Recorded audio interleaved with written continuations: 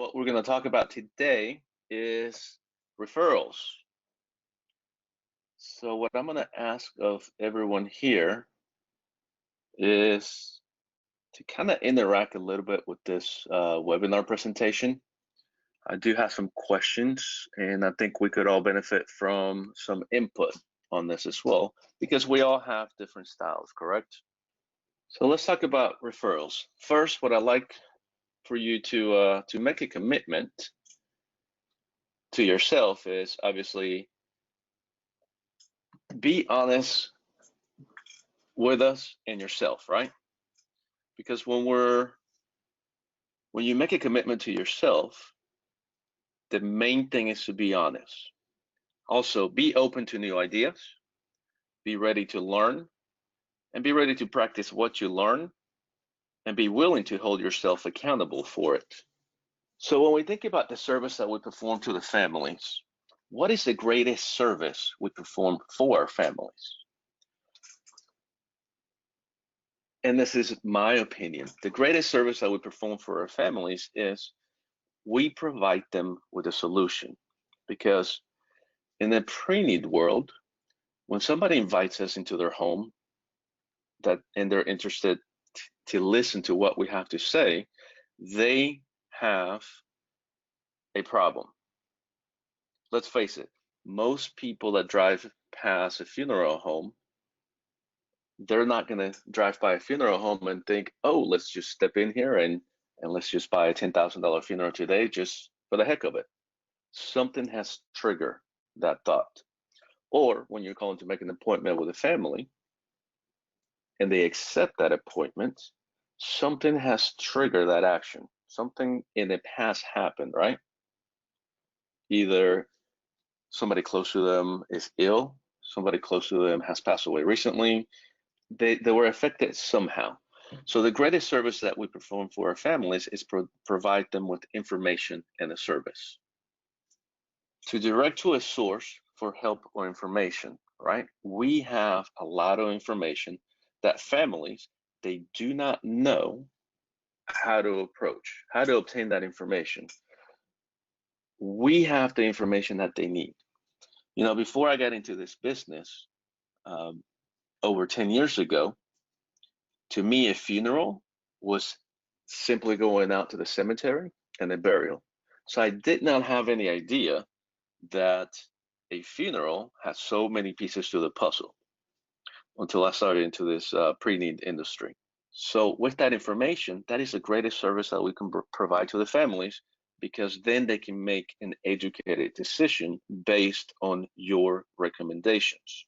So let's talk a little bit about the definition of a referral: to be directed to others as a source for, or have others directed to you for the purpose of providing information as a service. Again, there's that word, information. That word of information is very important, because that is a service that we're providing to the family that otherwise they would never have until that moment occurs. And that's why, obviously, all of us being in this industry and knowing this business, we see this happening all the time, because they walk through the funeral home doors completely unprepared and really not knowing what to expect. So on the worst day of their life, now they're sitting across a table talking to a funeral director at a funeral home, and they're having to answer all those questions on the worst day of their life. They're obtaining information on the worst day of their life because they did not know what to do. So when we think about what we do, I am an information giver. What do you do with that information after I have given it to you is entirely up to you. So when we're providing information to the families about a pre-need plan on what decisions they could make, what they do with that information is going to be entirely up to them. So let's talk a little bit about, again, information. The information that I have to give is so great that after it is given there, it's only one logical action the listener can take. So what do you think that action should be after you provide the valuable information that you have provided to the family?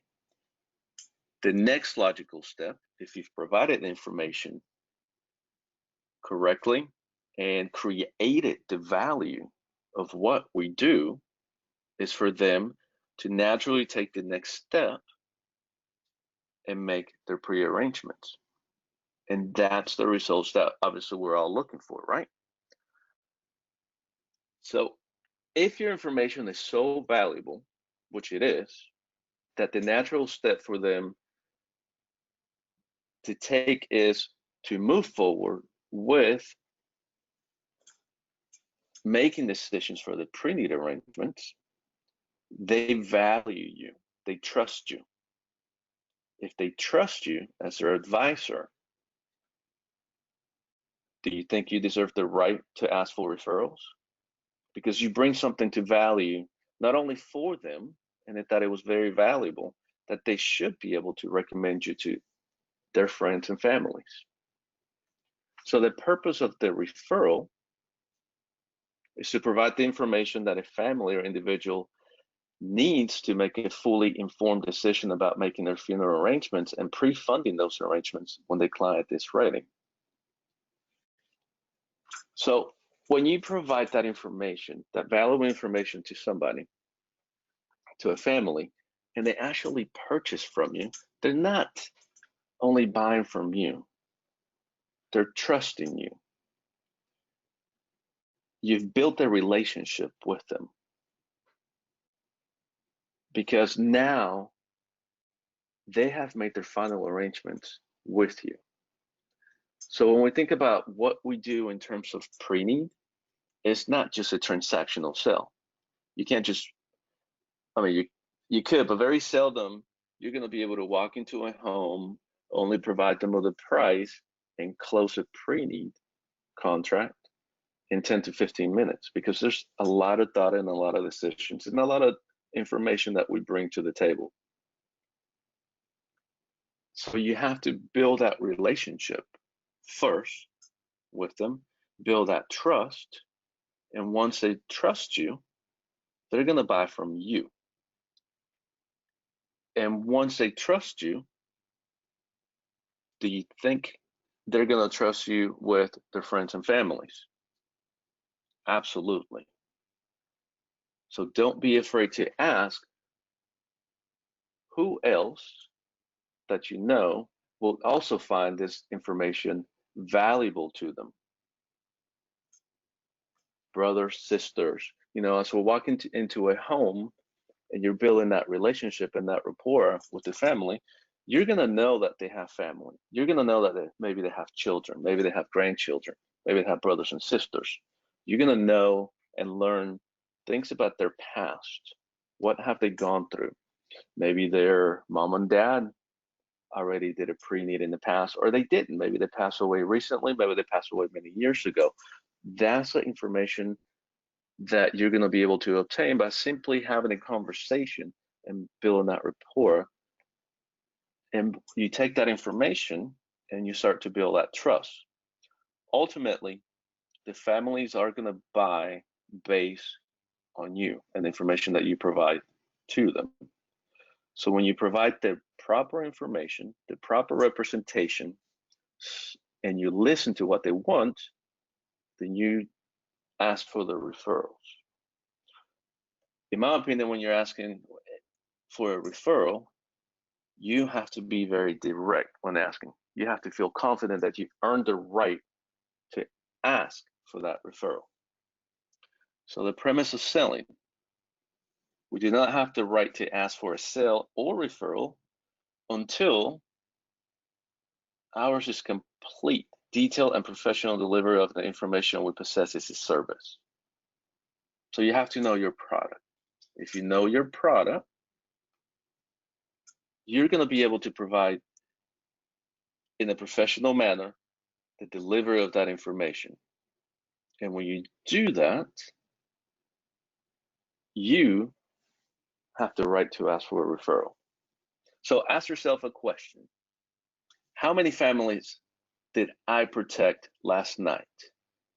You know, as a professional pre-need advisor, you should be asking that question on a daily basis. How many families did I protect last night? Versus asking the question, how much business did I write? Because if you're approaching this in terms of how much business did I write, it's all about numbers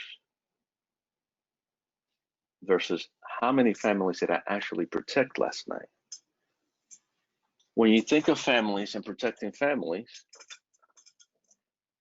now you're taking your business and that information that you're going to provide to another level, because it's all about them. It's not about us. It's all about representing the funeral home and how they've built the brand and how they've built their name in the community that you're actually getting to represent and provide that information out to the community, out to these families. You want to protect everybody. So when we're talking about the condition of a referral must be freely given. The purpose of asking must be clearly stated, so no dishonesty or gimmicks. The referral must include personal information about the referred. So when you're asking for the referral, you want to make sure that you try to obtain a little bit of personal information about them as well. Because when that family purchased from you, and even if they didn't purchase, they found your information valuable, that they want you to provide that information to one of their loved ones or a friend. So try to obtain a little bit of personal information about that referral as well. So not just a phone number and a name, that you're going to pick up the phone and you're going to call the referral and say, hey, Mrs. Smith referred me to you, and she thought that you would find this information valuable. Well, maybe Mrs. Smith will be able to provide you information about Joe, the referral, that maybe Joe has 3 kids that he needs to protect, that Joe's interested in a burial or cremation, something more personalized than just a name and a phone number. So when you call Joe, the referral from Mrs. Smith, now you have something else to say rather than Mrs. Smith referred me to Joe. That you will find this information about a funeral valuable. And then if somebody calls me about a funeral, what are the odds of them saying a funeral? I don't want to make arrangements for my funeral yet. Why did she think that? So maybe if you have a little bit more personalized information about Joe, saying that Mrs. Smith thought that you will find this information valuable because you will want to protect your 3 children in case something does happen to you, then it becomes a little bit more personal. And they're more inclined to set the appointment with you, whether you're going to go into their home, and now that we're going through this pandemic, maybe they want to come into the funeral home, or we can set up an appointment virtually, right? So the condition of a referral. The referral must be confirmed to the referred by the referring party. A referral is not just a name or a list of names. So projection. Does the family feel good about what's coming from you? When you're making the presentation and you're talking to the families, how do you feel your delivery is being taken in from them? Are they listening to you? Are you projecting the proper information? Or are they sensing something which may prevent them from presenting you with a referral? Because ultimately, if you're not projecting the right message, if you're not delivering the right message, they're not going to provide you with any referrals. Let's be frank. If one of my friends or one of my family members refers somebody to me that's totally unprofessional, I will be very upset. Number one, they wasted my time. Number two, clearly they don't value what information I need and want to receive. So is there such thing as too many referrals? As we know in our business, absolutely not. Our goal is to protect every single member of our community out there with a pre-need. Everybody needs to be protected with a pre-need. So is there such a thing as too many referrals? No. Your commitment to a referral is your commitment to your family. When a family has provided you with a referral, you've made a commitment to that family that you will take care of the referral just as good, if not better, than what you took care of them. So you have to take that commitment seriously, because when they provide you with a referral, they are trusting you to also take that information and project that professionalism and bring that information to the person that they trust, to the person that they've known for many years, and to the person that they know needs to also be protected. So when we think about some of the past results, go back to your previous appointments, go back to your previous presentations, and ask yourself, what was the average number of the referrals that we currently receive per contract? You know, and if your answer is 0, you're not asking for the referrals, even from the ones that bought, even from the ones that actually signed the contract and moved forward with the pre-need arrangements, the funeral arrangements. If they trusted you to move forward with the contract and make the funeral arrangements, ask yourself, why didn't I ask for a referral? They trusted me. The information that I provided to them was valuable, and it was so valuable to them that they protected themselves and they protected their families. So if you did not get a referral from it, I would like to think it's because you didn't ask. You didn't ask if they knew anybody that will find this information just as valuable as they did. I always say that on average, for every appointment, for somebody that finds your information valuable, that you should get at least 3 referrals. Do we receive referrals if we don't write a contract? Absolutely. There's many variables to what we do and how we can tailor a plan that fits every individual. And some of them are not just buy. Some of them are just not write a contract right then and there, but they also find the information valuable that you brought to them, that you should still ask for a referral. The key is ask for a referral. Also ask yourself, maybe you did such a great job that you've got a huge number of referrals. Maybe they wanted to protect their whole families, bring this information to the whole family, right? So what is the largest number of referrals ever received? How many are too many? Think about your past results and think about what can you do better in order to increase that number of referrals. Whether it's simply your presentation and bringing that information to a family is great, but you're simply not asking for referrals. Or maybe you need to tweak a little bit about how you're presenting the information to the families, or how are you asking for those referrals. You'll succeed in getting referrals if you focus on attitude.